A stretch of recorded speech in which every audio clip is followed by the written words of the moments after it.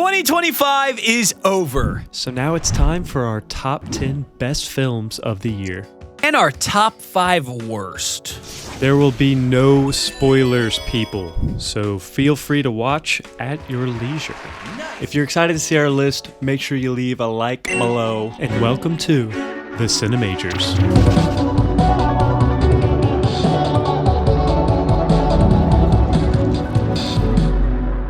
So first things first, here are the movies we haven't seen, so don't freak out when they don't get mentioned. But yeah, let's start with the absolute garbage that was produced this year. All right, number 5, Die My Love. Is it on the same level as some of these others from a craft perspective? Definitely not. It looks good and the acting is great, but I would argue that art house films like this that dress up nice and then deliver a nothing burger of a film are just as insulting to cinema as the Minecraft movie. Coming in at number 4 is Wicked for Good. This had absolutely none of the charm as the... Wait. What? Let me do this. Okay, whatever. Go ahead. I'm going to give you all a number. 137. 137 minutes of my life I can't get back. When I'm on my deathbed, with my children, with my family surrounding me, with my entire life behind me, and nothing else in front. And, there's a lot of things that I want to say to them. How much I love them, all the regrets that I have, how proud I am of the adults they've become. But the time was taken The third worst film of the year is Jurassic World Rebirth. And we've already talked about it, so I mean... You're going to cut me off like that? Yeah, I mean, you were going on. I didn't know what you were yapping about, so I just thought it would probably be best to move on. Talk about Jurassic World Rebirth.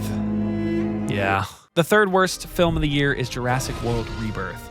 And yeah, we've talked about it a lot, so nothing left to say about it. But I actually think Ian Malcolm says some pretty good choice words on it.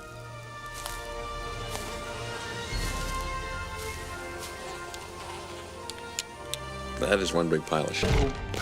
Nay. At number 2 is Death of a Unicorn, A24's worst venture to date, and a movie that painstakingly tries to make you think it's smarter and funnier than it is.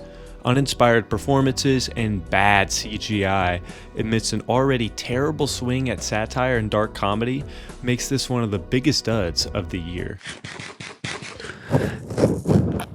And number 1, the absolute worst film of the year, and a surprise to no one who has been watching this channel, is Lilo and Stitch live action remake. What? What? You didn't expect me to say that? Guess I haven't been watching this channel. Bro, there's a script right in front of you. I'm reading the script, and you're still surprised? I didn't read that far. Okay. You're spoiling Right. it. Okay, sorry. I'll go ahead and continue. Now, before I go in for the kill shot, let me lend this movie a little bit of grace. First off, I don't think there is a world where I enjoy this, ever.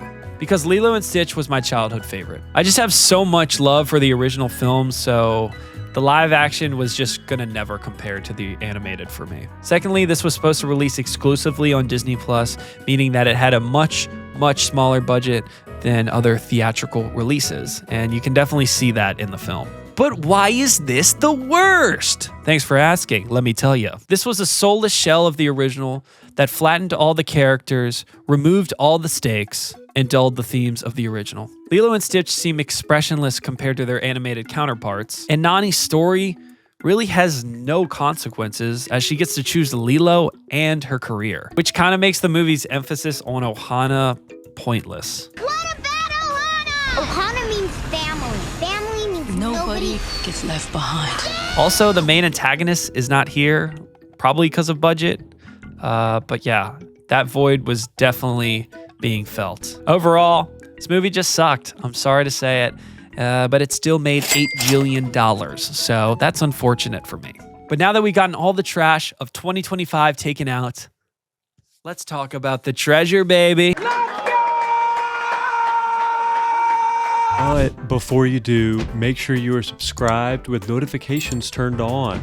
Yeah, we actually just started live streaming, so to make sure that you never miss when we randomly go live or when we drop a new video, you want those notifications on. Trust me. Trust me. Yeah, trust me. Yeah. You're going to trust me on this one. Yeah. You're going to trust. Shut up, Skylar. Shut up. Please shut up. Stop. Shut up. Shut up. Shut up. Shut up. So for this ranking, we decided to do a weighted top 10, meaning both Logan and mine are combined. If you want to see our individual rankings, check out our personal Letterboxd accounts linked in the description right next to the like button. Ooh, okay, Andrew, that was kind of professional YouTuber. First up are the honorable mentions. These are movies that either didn't place in one of our top 10s or films that weren't ranked that high for us, but we felt deserved a place in the conversation for 2025. Eddington, Ari Aster's hilarious take on a COVID-era drama in a small town in New Mexico. Superman was a comic book come to life. It was fun, it was hopeful, and it reminded us all that comic book movies and James Gunn can still cook. Friendship, Tim Robinson's uncomfortable but hilarious A24 comedy. The Ballad of Wallace Island was not one that received a lot of buzz, but it's a film about a washed-up artist who has lost his purpose and a superfan who unknowingly changes that. Sentimental Value, a family drama that pulls on the heartstrings and has some of the best performances of the year. The Surfer, an absolute fever dream, and one of my favorite Nicolas Cage experiences to date. It Was Just an Accident, a gripping thriller of revenge and the ugly repercussions of political corruption. Neja 2, a spectacle filled with insane battles and Chinese folklore. Definitely my favorite animated film of the year. The Long Walk, an adaptation of Stephen King's dystopian horror highlighting the value of friendship and the sacrifice of youth in wartime. Freaky Tales. During one strange night in Oakland, a wide cast of characters experience a mysterious force, leading them all to one crazy finale. Following multiple perspectives, the film shows heavy inspiration from Pulp Fiction. Snow White, Gal Gadot's standout performance leads to an awe-inspiring take on the Disney classic, which reminds us you can truly make it in Hollywood as long as you're Jewish. I mean beautiful.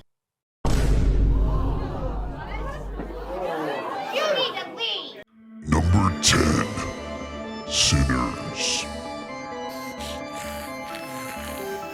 Don't suck me.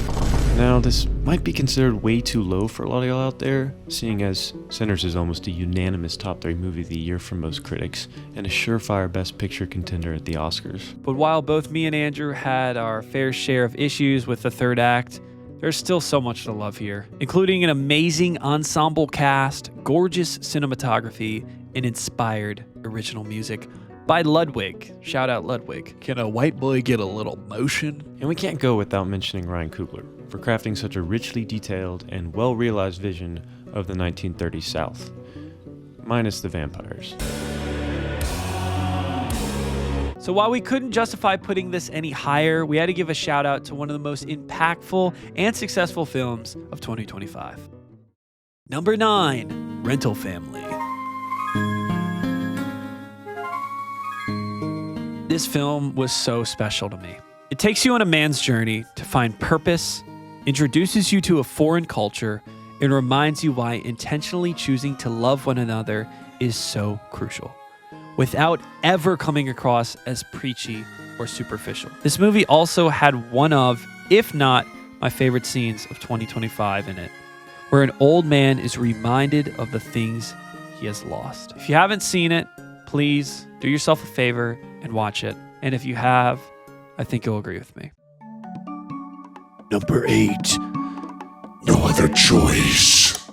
Now, while Logan hasn't seen this one yet, it was high enough on my list that we had no other choice than to put it on here.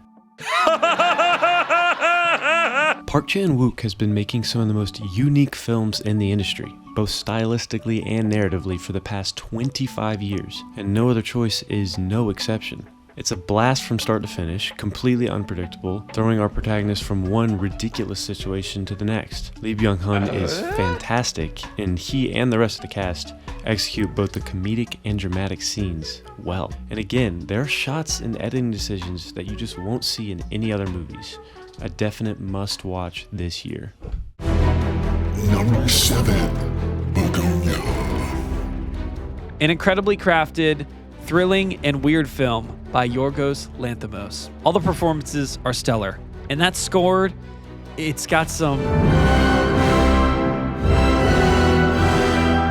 One of those films that keeps you guessing over and over.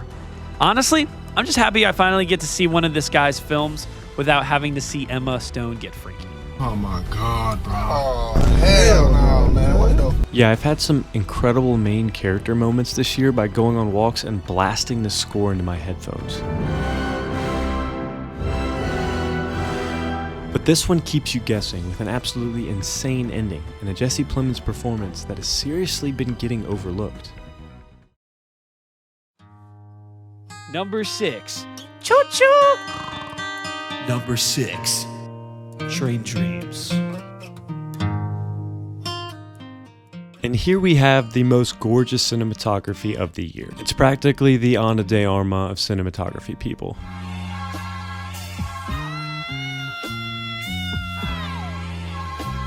But like I said earlier with Die My Love, you need more to your movie than visuals, and Train Dreams tells a simple but incredibly moving story of life and loss. If you aren't at least slightly moved by this, you might not have a heart. Shout out Bach.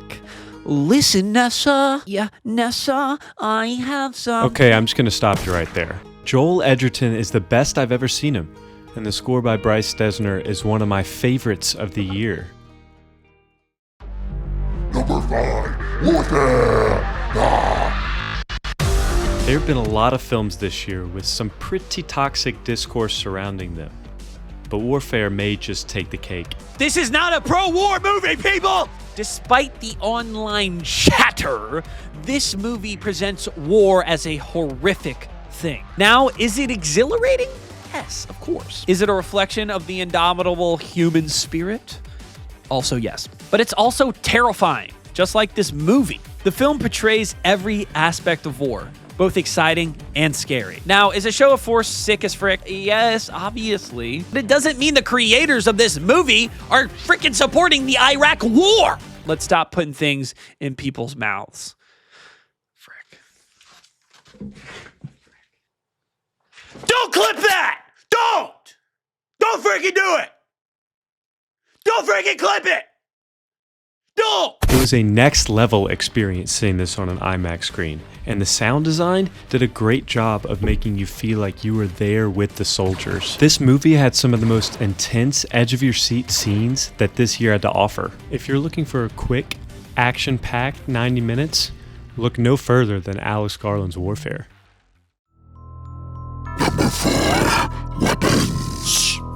Admittedly, I'm not a fan of horror as a genre, but Weapons threaded that fine line of horror, thriller, and comedy which just hit the sweet spot for me.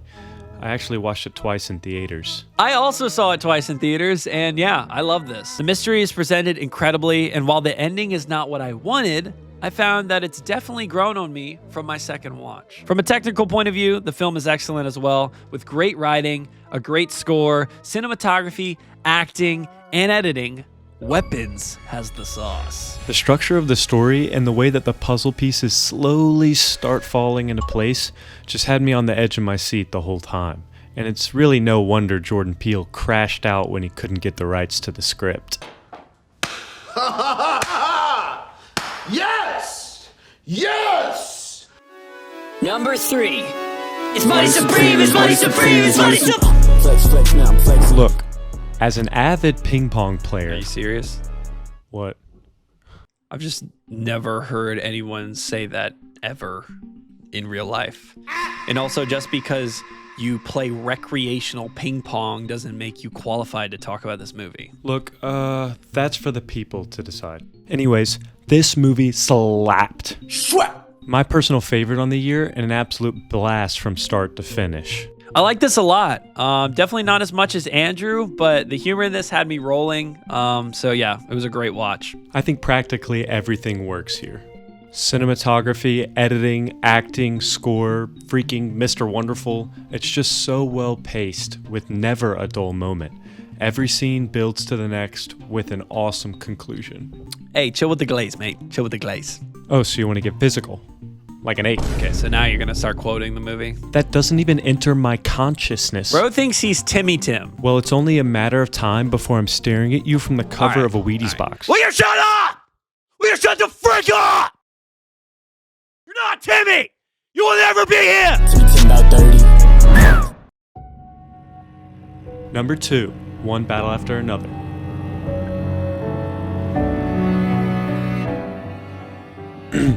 Just get your Chase Infinity comment out of the way. Hey. So I made a review on this one, but what we have here is the movie with the most capital letters filmmaking on display. And that would be the case with practically any Paul Thomas Anderson movie. But if you were to watch any movie from 2025 in theaters, it would have to be this one. I think my favorite part about this film was the discourse that followed it. You know a film is good if my opinion of the themes can be vastly different from my friends. It's led to so much discussion, and I'm thankful for that because it presents a subject that could be so one-sided and politically charged, but I believe it handles it with great care and never plays too much to one side of the spectrum, always keeping in scope that humanity is flawed, even if what they are fighting for is righteous. This was also my first PTA film, and I can confidently say that this was a great start on my journey into his filmography. The whole cast is fantastic. But my personal standout is Sean Penn as Colonel Lockjaw, a character who has every quirk, from his accent to his walk, is both funny and intimidating at the same time. It's the kind of original villain that only comes along once every few years. And that chase sequence near the end of the movie is just the perfect culmination of everything the movie built up towards. Number 1, Hamnet.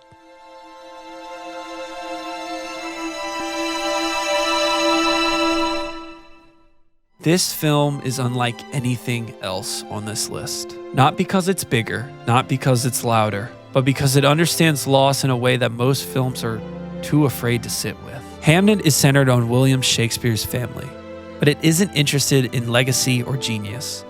It's interested in what comes after tragedy, after the moment that breaks you, when you're left alone with guilt, memory, and the impossible task of continuing to exist. And it handles that weight with such tenderness, such respect for the human psyche, that it almost feels like the film is grieving alongside you. This movie did something to me that hasn't happened in a very long time. Hamnet made me cry. And sure, that might sound corny, but it means everything to me. I don't cry during movies. I never have. But something about this, something about the performances, the quiet confidence of the score, the way the visuals feel more remembered than filmed, the careful, deliberate dialogue. It unlocks something I didn't realize I was carrying. I think my single favorite scene of the year lives in this film. And what's remarkable about it is that the dialogue doesn't matter to me at all. The words are spoken, they mean something, but they feel distant, almost foreign. What I understand instead is the silence between them. The weight in the actors' faces, the physical exhaustion of grief.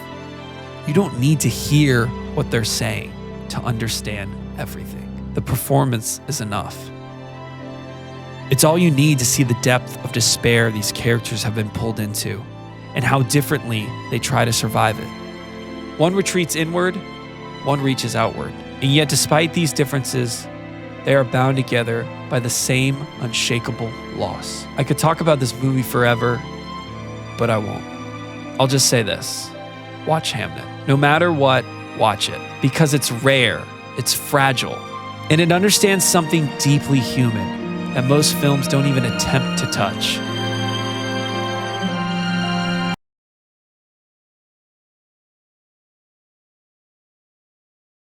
Yeah. That was beautiful, Logan. Really beautiful. And I completely agree. So that was our list. Let us know what your favorite films from 2025 were down in the comments. And if you disagree with us and think we should never talk about movies ever again, then let us know that too. We love constructive criticism. But yeah, this was a pretty good year for movies. Was it better than last year? Dune 2 came out last year, so I would have to say no. But hey, we're in for a treat next year with movies like Dune Messiah and The Odyssey. Which we will actually talk about in our next video, where we rank all the 2026 major releases. I say all, but most of them, and rank them on a tier list based off of how hype we are for them. So make sure that you have notifications on and that you're subscribed so that you don't miss that post. But with all that being said, major and goofs, And minor in films. We'll see you in the next one. peace.